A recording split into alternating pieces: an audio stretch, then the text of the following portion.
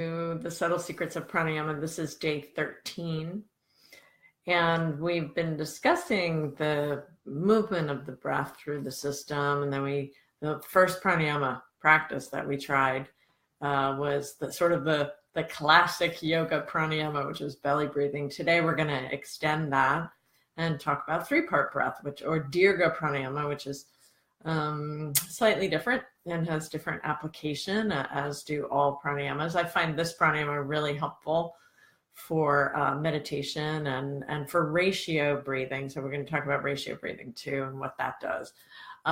So for today, I want to start by, again, reiterating reviewing the respiratory musculature, which is, so we talked about the diaphragm as the primary muscle of respiration, of course, and this is what sits at the base of the ribs and wraps all the way around. It's like a dome shape, and it is the muscle that separates the thoracic cavity from the abdominal cavity. So it has many functions, and of course, as you breathe in it, it kind of spreads out, and as you exhale, it releases. So the inhale is where there's some kind of exercise of that musculature, as there is in the secondary musculature, which are the intercostal muscles, and then the tertiary musculature, you get up into the scalenes and the SCM here.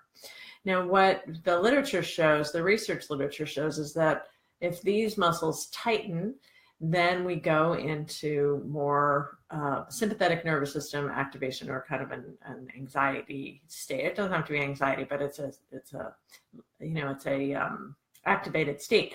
So when you're breathing, if you're doing this sort of thing, and lifting the shoulders, that means you're using some of these muscles. So we want to try and keep these softer, particularly when we're doing pranayama practices, in order for the practice to be of the greatest benefit, and also not to exacerbate the sympathetic nervous system. So with belly breathing, we were really trying to just work into the diaphragm. Oh, here's my kitty. The diaphragm and the and less into the secondary musculature, but trying to inhibit here. Now with three-part breath, that's even more important. Come on, you can get down there. Sorry.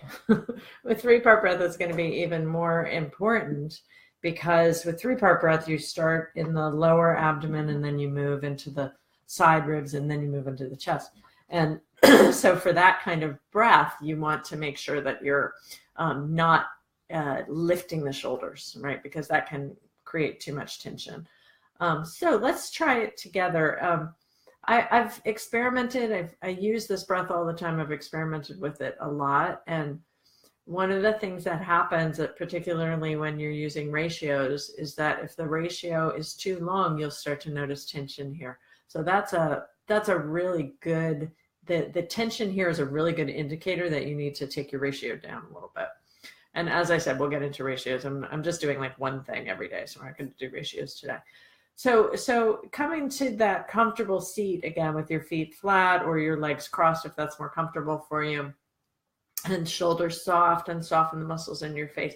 And we'll follow those interoceptive cues as the breath starts to enter the nostrils, and then as it moves into the nostrils and does that sweeping curve back toward and strokes the back of the throat, and then how it feels as it comes into the lungs, and how it diffuses in that upper lung tissue.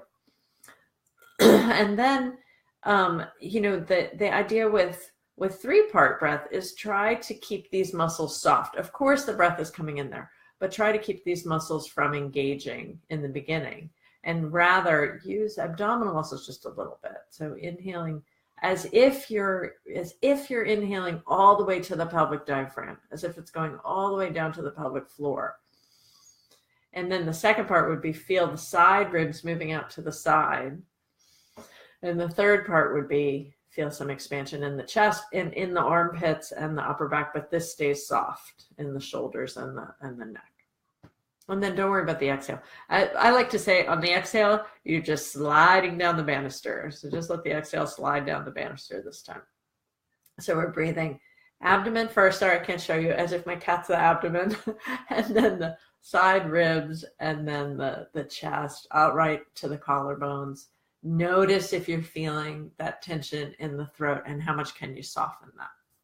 Exhale, slide down the banister. So maybe like 2 or 3 more of those, and I'll keep guiding you. So breathing into the belly first. Come on, sit down. And, of course, you're not breathing into the belly. It's the metaphor, as if you're using your abdominal muscles a little bit, then using the side ribs, and then moving up into the chest and the collarbones, and trying to keep the neck muscles soft. I've been away for a week, so my cat really needs me right now. Lots of attention. And exhale, slide down the banister. And let's do 1 more of those. Belly, ribs, armpits, chest, collarbones. And then as you exhale, slide down the banister. Okay, so how do you feel when you finish that? Interoceptive awareness is not just the sensation, not just noticing the sensation, but also noticing the effect of whatever your action is. So you've done this process, you've done this breathing practice. What's the effect of that? So that stopping and noticing that effect is really important. What I would suggest as you practice 3-part breath is to continue it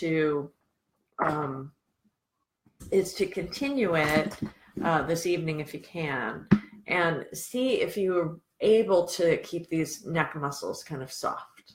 See if you're able to keep them soft, and then notice if it has a anti-anxiety or an anti-stress effect.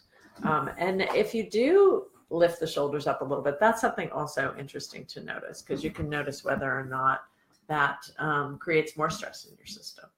Okay, so please leave a comment. It's nice to have you here. As always, please leave a comment.